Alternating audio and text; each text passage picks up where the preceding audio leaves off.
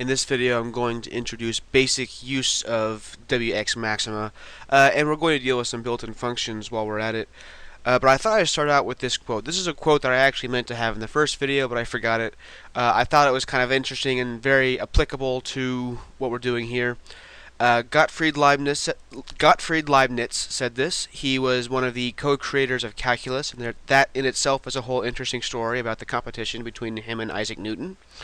And he was talking about mechanical calculators. You know, long before they had computers, he was talking about a mechanical calculator. And I forget what the name of the calculator that he invented was called, but he said, "It is unworthy of excellent men to lose hours like slaves in the labor of calculation, which could safely be relegated to anyone else if machines were used." And I thought that was kind of interesting just because, you know, machines can be so incredibly helpful in math. Now, it's obviously still very important that we understand what's going on. We don't want to lose sight of that. But even so, I still thought this was kind of interesting anyway. So let's go ahead and get started with the video. I don't want to bore you with a history lesson. So this video is going to be pretty tedious because it's going to be the ins and out of using WX Maxima. But bear with me. After this, it's all downhill from here. Now let's try simple arithmetic. So let's try 2 plus 5. I just typed it into its cell. And to evaluate in WX Maxima, you hold Shift and hit Enter. Don't forget to hold the Shift key. You can change the settings so that Enter alone evaluates, but I personally like to keep the Enter as the line break because that becomes very useful when you're writing scripts later on. Now, parenthetically, if you run vanilla Maxima through the command line, and here I'll go ahead and bring that up for you just so we can see what it looks like. So, if we start Maxima, so here's just a regular Maxima. This is not through WX Maxima, it's just Maxima. And in this case, Enter actually will evaluate. So you do 2 plus 5, oops, that's equals 5. 2 plus 5, I just hit Enter, I didn't hit Shift, and it gives me the answer. But the one thing that WX Maxima does automatically, and you can see it here, I didn't type in the semicolon, it put it in there for me. That's part of the Maxima syntax. If you use Maxima Vanilla, you have to put it in manually. While using WX Maxima, it's not important to put it in manually, but if for some reason you have a need to use the Vanilla Maxima, you'll need to know to put it in.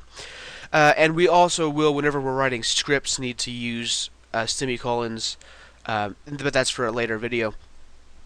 From this point onwards, though, I'm going to assume that you're using WX Maxima and not the Vanilla Maxima, because otherwise the videos would get to be too complicated trying to keep track of which one's which. So, also, if you end your command with a $sign instead of a semicolon, let's go ahead and do that. Oops, I've turned off number lock. 2 plus 5. Now do $sign instead of semicolon. Let's look what that does. It just hides the output. So if you end the command line with a $sign instead of a semicolon, the output is hidden. For now, that might seem strange, but it will be useful later on when we use a lot of intermediate steps and we don't want to see the immediate results. Now notice the bracket to the left of the input and the output. The expression, like this area here, is called a cell, similar to like what you would say in a spreadsheet. You can also select a cell or multiple cells, and you can delete them, and you can delete multiple and all at once, and you can select all. As long as if your text is in a cell, then select all will select the text within the cell. But if your cursor is outside a cell, then select all will select all cells. You can also click the triangle at the top of the top left, and it'll hide the contents of the cell. That way, if you have long lines of code and you don't want to delete this cell, but you don't want to see that every time you scroll by, that could be very handy. Let's see, where all was I? Notice the red X button here.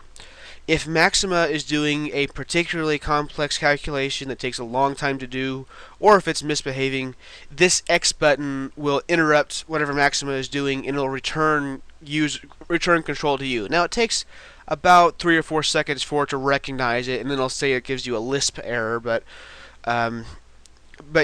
you'd want this, like say you did something that's taking a long time and you changed your mind, you didn't want to do it anymore. You can click this and it'll stop it.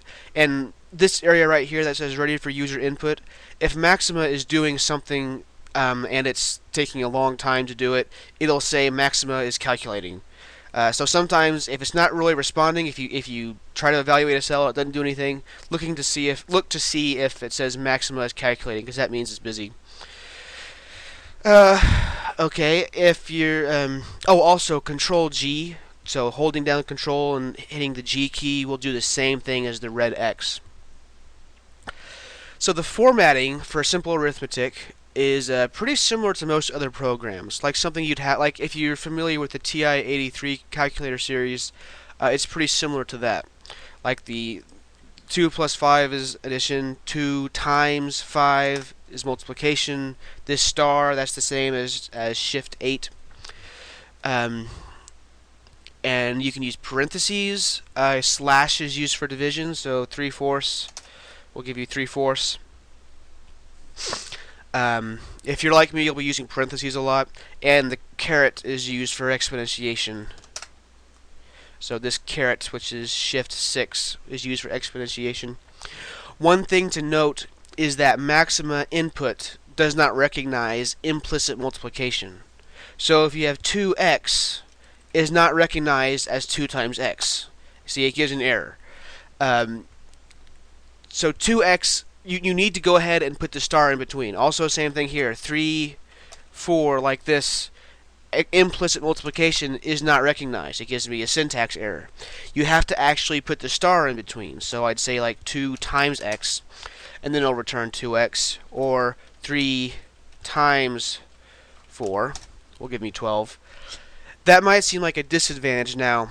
It's actually a very good thing. I know that might seem strange, but it really is, because it avoids ambiguity in command syntax later on, and it also lets us assign distinct values to variables like x1 and x2. So we can say that x1 is we can assign that a certain value, and we'll get to that later on in this video.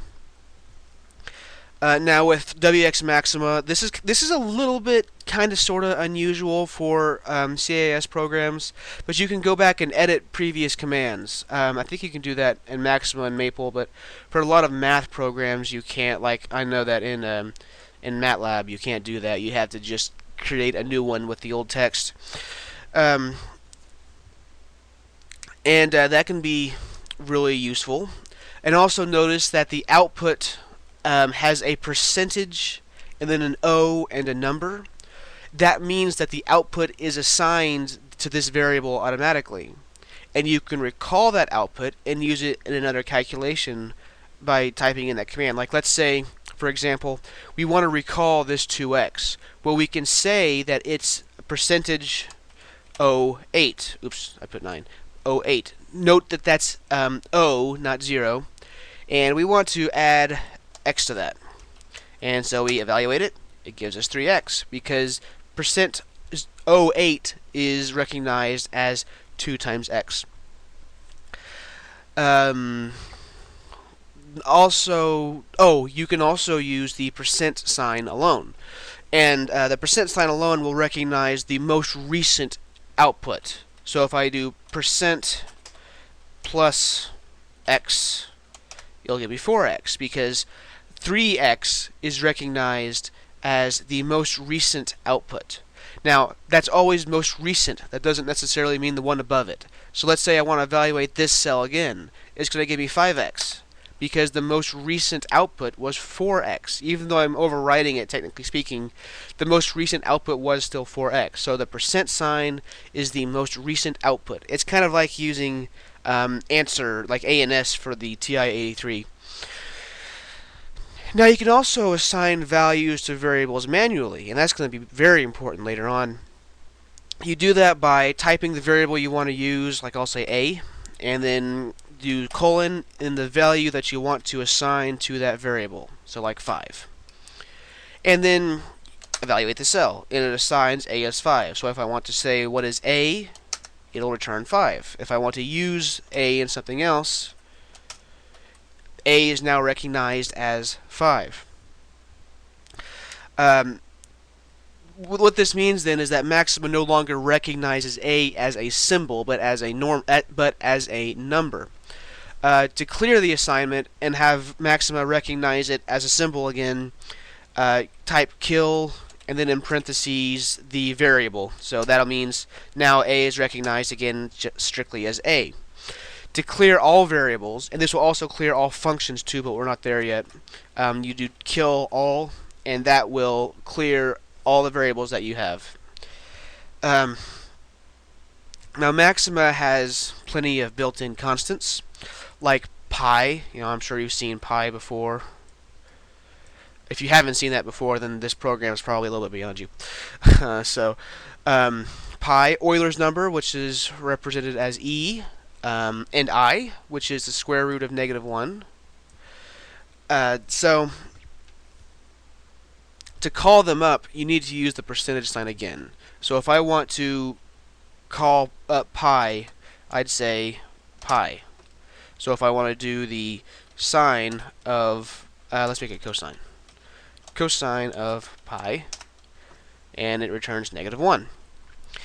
And if you want to use e, so if we say e to the power of pi times I. This should look familiar. Now I'm going to go ahead and add 1 to it. It returns 0, because that's the famous equation. E to the power of pi I plus 1 equals 0. That equation might look familiar to you. It usually appears in a calculus class at some point, but it's kind of a later thing. It's something that you deal with whenever you deal with power series. It might come up, not necessarily. But at any rate, the thing that's really important here is that this is how you use constants in Maxima. Now, if I'm feeling lazy, and I often do, I will just assign pi as pi. So I'll say, here's the new variable pi, and I'm going to assign it to pi. So that means pi is now recognized as pi. And e, so if I want to assign, I can assign I as the constant I. So I can do I squared and do -1. Now, notice here that the output has the percentage in front of it. In some of the newer versions of WX Maxima, I believe you can have that replaced with, you can have it so that the output does not have the percentage sign. But that version of WX Maxima has not yet been put into Synaptic. So that means I haven't gotten it because I'm too lazy to get it directly from SourceForge. I just got it from the Synaptic Package Manager. If you're not a Linux user, you have no idea what I'm talking about. And that's fine.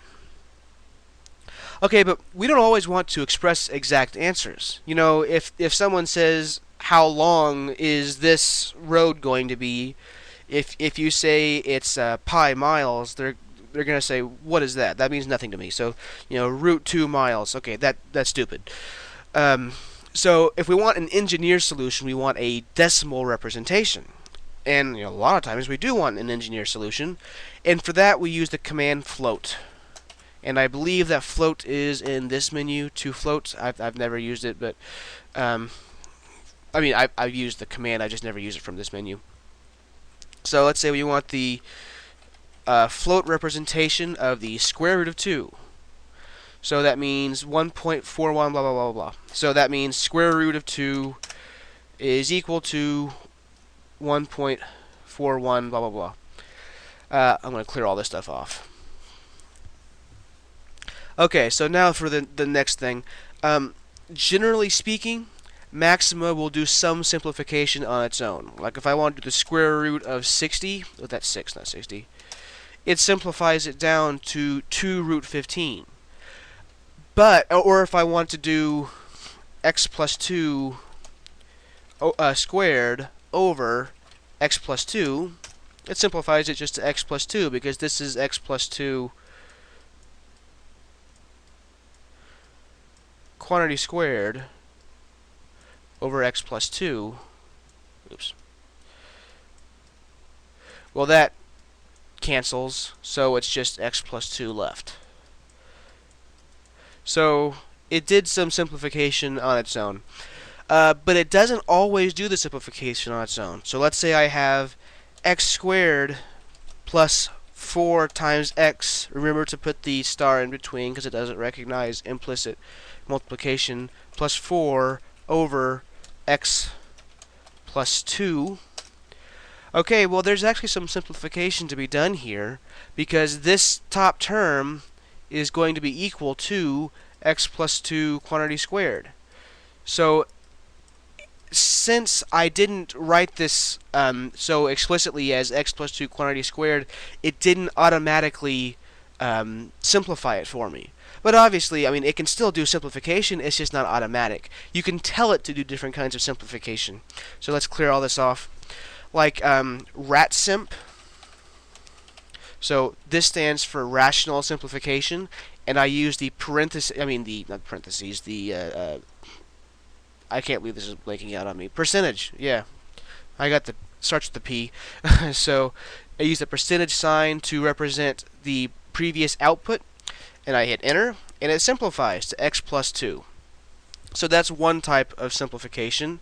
But it won't simplify trigonometric expressions using identities. So if I have cosine x squared plus sine x squared, okay, well, if I do RATSimp on that, it's still going to say sine squared plus cosine squared, and we know what sine squared plus cosine squared is, but there is another type of simplification. It's TrigSimp.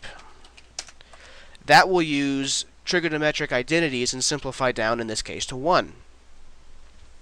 And just so you know, maxima is pretty consistent in how it represents answers, but it rarely, if ever, rationalizes denominators. So let's say I have 1 over square root of 2 plus 3.